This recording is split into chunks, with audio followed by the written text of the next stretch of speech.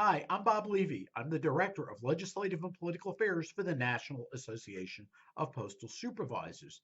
And I am taping this video from the Glass and Brick Enclosed Nerve Center of the National Association of Postal Supervisors headquarters, where the planning of our 2023 legislative conference is in its final stage.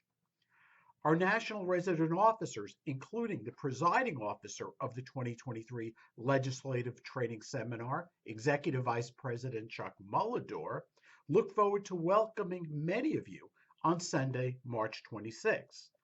As most of you know, the actual training, that is, to prepare NAP's legislative activists to advocate on behalf of the approximately 47,000 executive administrative schedule employees whom NAPS represents, including supervisors, managers, and postmasters, will take place on the first 2 days of the conference.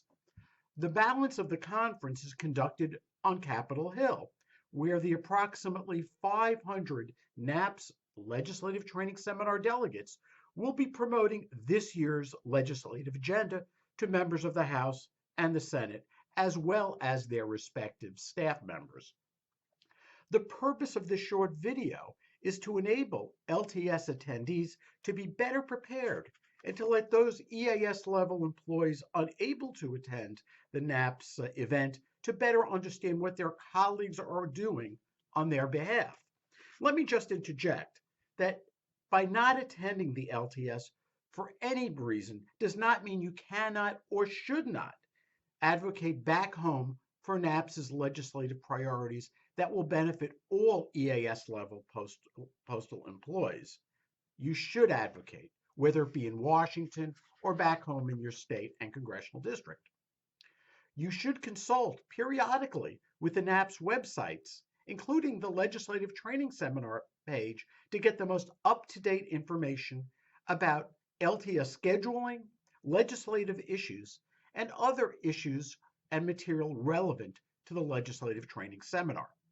I would anticipate that most of the legislative papers will be posted on the website no later than Monday, March 20th. As in the past, we will be forwarding directly to all LTS attendees a survey immediately after the conference, and online lobbying reports will be emailed to state legislative chairs on Monday evening, March 27th, the day immediately preceding the lobbying visits on Capitol Hill. I encourage everyone attending the conference to pack and wear their SPAC pins with pride during the entire legislative training seminar and also on their Capitol Hill visits. If you have not done so on your own, and this is about those congressional visits, please make those visits and make those appointments now. Your state legislative chairs will be coordinating the visits, so please touch base with your state legislative chairs to make sure that the meetings are in fact scheduled appropriately. You should know that the House and Senate cafeterias will be open while you're on Capitol Hill, as well as the House and Senate gift shops. In addition, and most importantly, that the House and Senate will be in session on the days of our legislative conference. So your elected representatives and senators will be in town. You should also know that congressional office buildings are completely open to the public and masking is not required. However, there are a handful of congressional offices that are still requiring masking as the result of at-risk staff members working in the office or at-risk members of Congress who are very sensitive about contact and that what they could contract because of their health condition. So I would suggest keeping a mask in your pocket just in case you need it.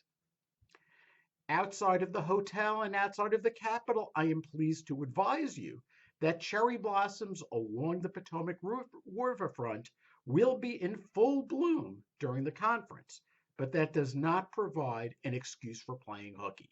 You're here to lobby Congress and to get legislative training.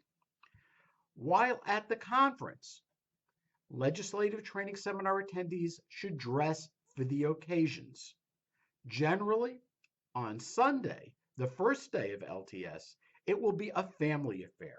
We will have meetings and seminars, so business casual attire is acceptable. However, the exception are for those attending NAPS's special event at Arlington National Cemetery, where a distinguished group of NAPS military veterans will be laying a wreath at the Tomb of the Unknowns in a moving tribute to all those who made the ultimate sacrifice for our liberty and our freedom.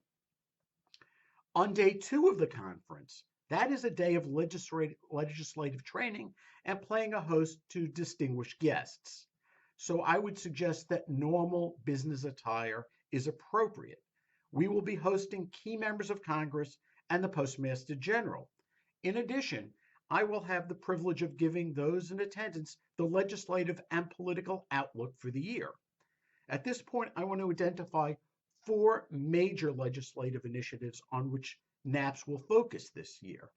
First, conference attendees will be securing co-sponsors and support for H.R. 594, legislation to correct the defects in the current EAS consultative process. It would provide all EAS level postal employees with a fair and constructive process to establish pay and benefits schedules.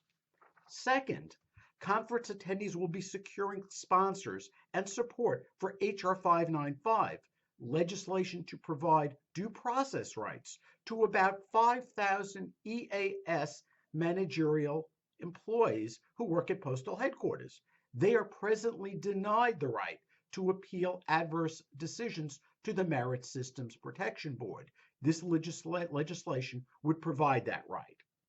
Third, conference attendees will be seeking support for legislation that will be introduced shortly to protect postal personnel from physical violence and safeguard the U.S. mail by restoring full law enforcement authority to the Uniform Division of the Postal Inspection Service, also known as Postal Police. And fourth, we will be securing co-sponsors and support for H.R. 82, legislation to repeal the windfall elimination provision and the government pension offset, sections of the Social Security law that have a discriminatory impact on thousands of civil service retirement system annuitants. Of course, there will be other bills that NAP supports and will promote during the course of the year, but these are the 4 bills that will be the focus of our days in Washington. We also ask you to use these days at the Legislative Training Seminar as a networking opportunity with your colleagues from throughout the country and to engage with your national officers. On behalf of NAPS's staff, the office staff here in Washington, we look forward to greeting you on March 26th. So have safe travels.